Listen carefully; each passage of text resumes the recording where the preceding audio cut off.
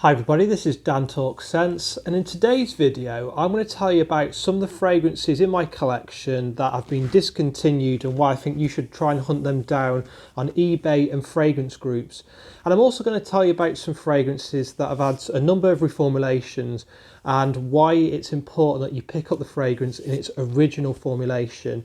In the video I'll give you some hints and tips on how to find those original formulations or batches of fragrances, and also try and give you an idea of why these discontinued fragrances are worth hunting down for.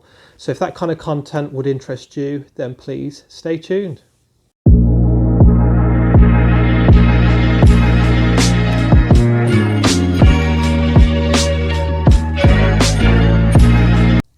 Welcome back everybody. Now I was tempted to do two separate videos for this. One where I just talked about discontinued fragrances you should try and get your hands on, and I was going to do a separate video on where fragrances have had reformulations, but I view them in the same bracket. You know, for me a fragrance in its original formulation is just as prestige and important as a fragrance that is now discontinued. So I'm going to mix it up in this video, and I'm going to explain for each one what you can look out for when searching down an original version, original batch of the fragrance. Now the first one I'm going to show you, and I recently mentioned this when I did a review of the Dior Fahrenheit line. This is Dior Fahrenheit in one of its original batches. I believe this is the second formulation of the fragrance. However, still smells of gasoline, still potent as hell. One of the things you should look out for when trying to get your hands on an original batch of Dior Fahrenheit is Christian Dior Paris written at the bottom. At the end of this video I will line up the fragrances to show you them in their full presentation, but always look for Christian Dior Paris at the bottom rather than just Dior. That's a telltale sign that this is one of the earlier batches. For me, Christian Dior Fahrenheit has been reformulated 3 times. There was the first really strong potent batch, then there was a sort of, they reined it in a little. There was a vanilla batch, and some people have said that more recently the fragrance is starting to go back to its gasoline vibe and is getting stronger again. And if that's the case, I'm really happy. But if you can get your hands on the very first batch where it smelled of strong petroleum gasoline, it's just nothing compares, and no fragrance houses have managed to clone this one. Such a phenomenal scent, still special to me, and I'll only wear this on special occasions. There's about 25 to 30 mils left of that Fahrenheit, and I use it for special occasions. Love the bottle presentation. So Christian Dior Fahrenheit, the original batch. I read recently that you can use a batch code checker. If it's between 1988 and 2001, it's in its strongest, most potent formulation. So look out for that one. Okay, so that's the first one. The second one that I'm going to show you in terms of its first original batch is this version of Nuit de L'Homme. Now the code I've got for this one is 9BAD. I will put that up to the camera. I bought this out of a fragrance group that I'm part of. It didn't have the box, it didn't have a lid. And it was a bit of a risk buying this, but when I've been wearing it, I can definitely smell the quality of this one. The cardamom is much more pronounced than in more modern batches.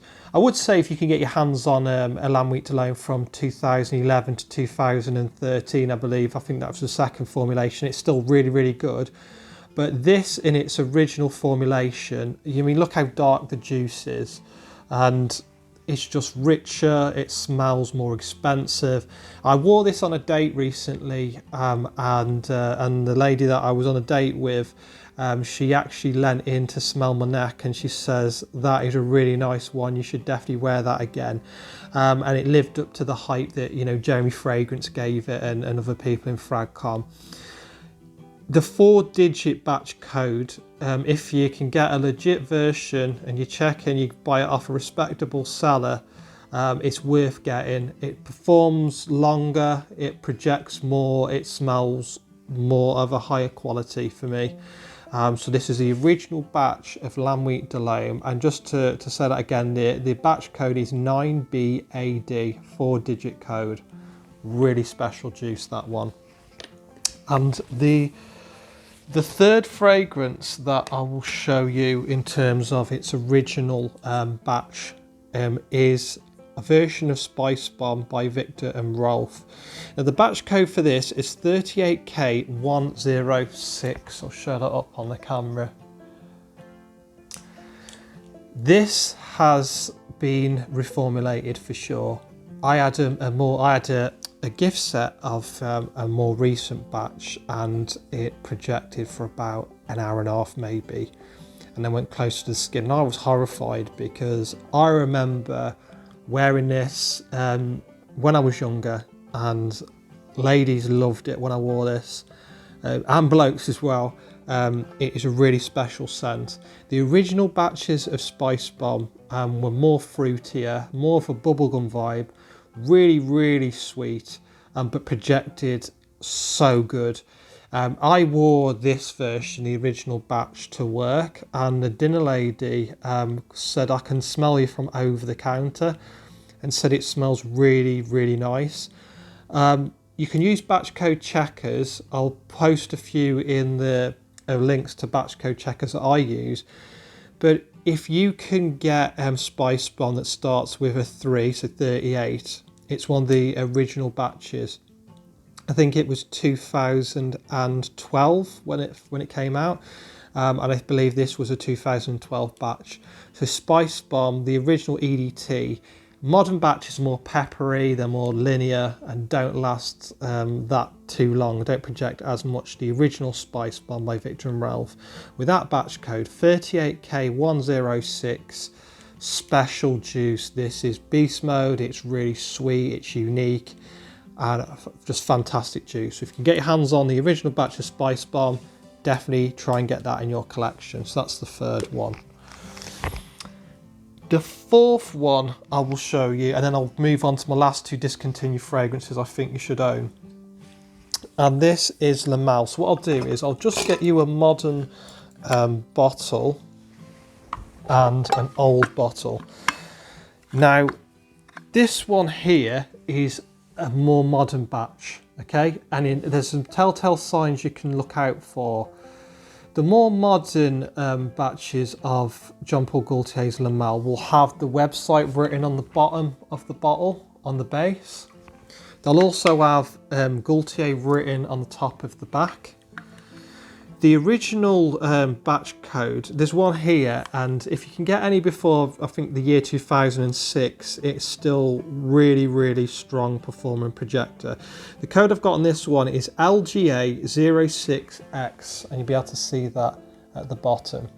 So any juice before the year 2006 for me is a really outstanding performer. This for me has been watered down a great deal. And the original has a really nice earthy patchouli and a strong mint note, which is reminiscent of like Wrigley's chewing gum. Really special juice. Now if I put them up to the camera, you might not be able to see that on camera that well, but this juice is much darker and greener. This is more blue, it would seem, but I don't know if you can see that on camera. This is potent stuff. I wore this once, and my friends said they could smell me from across the train track, the other's platform. That's how strong it was, which is madness. I know it could be a windy day and everything, but that is special. So if you can get your hands on an original Le Male before the year 2006, so from 95 to 2006, check using the batch code checker. You've got some really special juice there, guys. So I'll be aiming for one of those. Okay. Now, oh, and one more thing before I move on. There's 2 other signs you can look out for. In the original Le Male, you had Jean Paul Gaultier written at the top of the can rather than the middle. So more modern batches are in the middle of the can. So now we're going on to our last 2 fragrances that I want to show you. Now, I've recently talked about Fleur de Mal. I think it's an outstanding fragrance. You've got a bit of vanilla and sandalwood like the original Le Mal, but this is white florals, orange blossom and chamomile. It's a soapy fragrance. If you like the Prada L'Homme fragrances, you know, Prada soapy fragrances, this is in the same ballpark, but this is beast mode. This was well ahead of its time, a phenomenal fragrance, and it lasts all day. It's super clean, super unique. Francis Kurkdjian was the perfumer behind this, and a really special fragrance. So if you can see this on fragrance groups, definitely pick this up. This is picking up a lot of, you know, it's really expensive now, but Fleur de Mal for me is a masterpiece of a fragrance. So if you can find this on fragrance groups, then try and get your hands on this one. Don't be paying over £100 for it, but if you can pick this up for like £60, 70 quid, then get your hands on this one. Beast mode, soapy, clean, unique, special juice. Fleur de Mal by Jean Paul Gaultier. And the last one is one that, to be fair, you know, most people in fragrance community will have heard of, the, you know, Gucci Envy. I'm very lucky to pick this up for a very reasonable price. I think I paid 30 quid, and there's only about 25 mils, maybe 20 mils left in there. But this is lovely sandalwood. It's got ginger in there. It's soapy. It's a nice, sophisticated gentleman fragrance, a barbershop fragrance. I can see why it's so popular and sought after. It's very simple, it's very clean, it's very classy. The bottle's really nice. I believe it was Tom Ford when he was head of creative for Gucci before he left. It's one of his creations. I've not managed to find a clone house that's managed to clone this and get the magic of the original. It's a moderate in projection. You know, it's not going to be a beast mode, not everybody's going to smell you, but people in your close proximity will smell you. And it is really good fragrance and nice to wear in the office, and it's also would be fine if you wore it on a night out as well. It would be a compliment getter. I think the more mature lady would appreciate this more, but I really like Gucci Envy. This is astronomical in price, very hard to find a full bottle for a reasonable price. I managed to get a partial of this, but I'm just pleased to have it in my collection, and I will just use it for special occasions. So they're my fragrances I have in my collection that have been either reformulated or they are discontinued. There's many more, and I watch numerous videos about discontinued fragrances. I just find it really interesting, and why fragrances you should definitely get your hands on. If there are any fragrances you feel that I should get my hands on, then please let me know. Just before I finish, actually, there is one more that I didn't mention, and that was Fahrenheit Absolute. So guys, a little bonus here for you. This is one I couldn't really miss off my list. This is Fahrenheit Absolute. This was a 2009 release.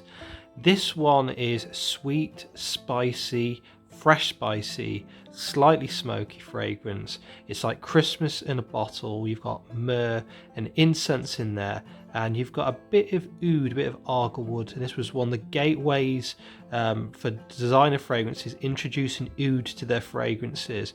It's a very light smoky oud. It's not a barnyard smell by any means. This is a fantastic fragrance. A really good release from Fahrenheit, and it doesn't really have much to do with the original Fahrenheit DNA.